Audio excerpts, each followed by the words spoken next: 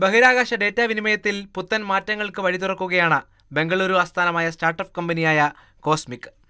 ഉപഗ്രഹങ്ങളിൽ നിന്ന് ഭൂമിയിലേക്ക് അതിവേഗത്തിൽ വിവരങ്ങൾ കൈമാറാൻ സാധിക്കുന്ന ലേസർ ഉപയോഗിച്ചുള്ള സാങ്കേതികവിദ്യയാണ് കമ്പനി അവതരിപ്പിക്കുന്നത്.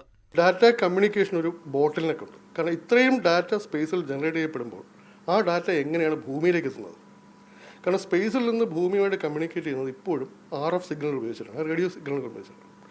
ഈ സിഗ്നലുകളുടെ പരമാവധി വേഗം 100 മുതൽ 150 Mbps വരെ മാത്രമേ കിട്ടുകയുള്ളൂ.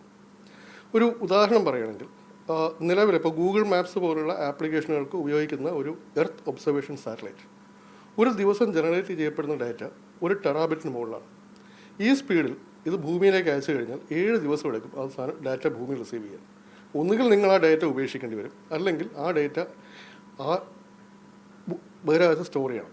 അപ്പോൾ ഞങ്ങളുടെ സൊല്യൂഷൻ പൂർണ്ണമായും ഒപ്റ്റിക്കലായിട്ടുള്ള ഒരു കമ്മ്യൂണിക്കേഷനിലേക്ക് മാറുക, ഒരു ലേസർ കമ്മ്യൂണിക്കേഷൻ മെത്തേഡ്, അല്ലെങ്കിൽ optical highway to the cosmos എന്നാണ് ഞങ്ങളതിനെ വിളിക്കുന്നത്. ഒരു പൂർണ്ണമായ ഒപ്റ്റിക്കൽ ഇൻഫ്രാസ്ട്രക്ചർ ഇതിലേക്ക് മാറുകയാണെങ്കിൽ ഈ പറഞ്ഞ ടെറാബിറ്റ്സ് ഓഫ് ഡേറ്റ, അല്ലെങ്കിൽ ഒരു ദിവസം കൊണ്ട് ജനറേറ്റ് ചെയ്യുന്ന ഡേറ്റ നമുക്ക് 3 മണിക്കൂറുകൊണ്ട് ഭൂമിയിലേക്ക് എത്തിക്കാൻ പറ്റും.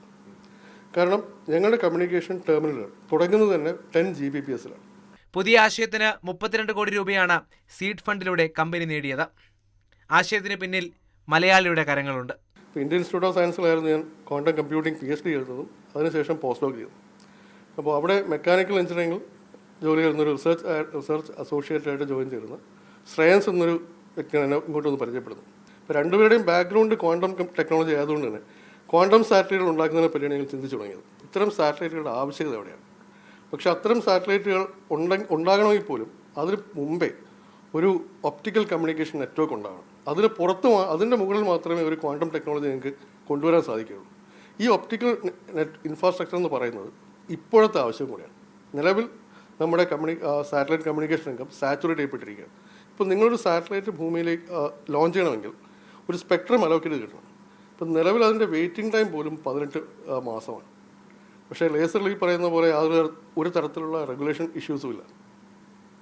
അപ്പോൾ അങ്ങനെയാണ് ഞാനും ശ്രേയൻസും പ്രൊഫസർ അലോവും കൂടെ 3 പേർ ചേർന്ന് ഈ കമ്പനി രൂപീകരിക്കാൻ വേണ്ടി ആലോചിക്കുന്നതും പിന്നീട് ഇൻവെസ്റ്റേഴ്സിലേക്ക് വരുന്നതും ഇപ്പോൾ ഈ കമ്പനി സീസിലേക്ക് എത്തിയത്.